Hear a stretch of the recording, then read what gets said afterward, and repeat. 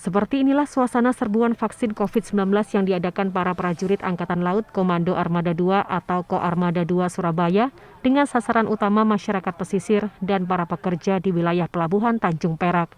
Dalam serbuan kali ini yang juga dihadiri seluruh Forkopimda Jatim ini, penyelenggara menyiapkan sekitar 1.200-an dosis vaksin Sinovac untuk para peserta vaksinasi, serta menyiagakan 60 orang tenaga kesehatan agar proses cepat dan tak terjadi antrian panjang.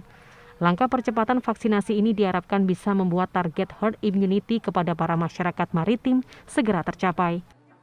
Bersama-sama dengan Forkopimda, bahwa bimbingan dari Bu Gubernur, ini menunjukkan betapa sulitnya integrasi sinergitas antara TNI Polri dan pemerintah daerah untuk mewujudkan dan mensukseskan perintah Presiden Republik Indonesia untuk melaksanakan percepatan vaksinasi dalam rangka menciptakan herd immunity bagi masyarakat Indonesia semua, khususnya di Jawa Timur.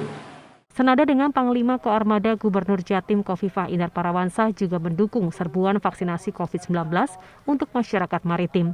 Sebab terciptanya herd immunity saat ini sedang menjadi target pemerintah, sehingga nantinya bisa menjadi hadiah saat perayaan kemerdekaan Indonesia tanggal 17 Agustus 2021 mendatang.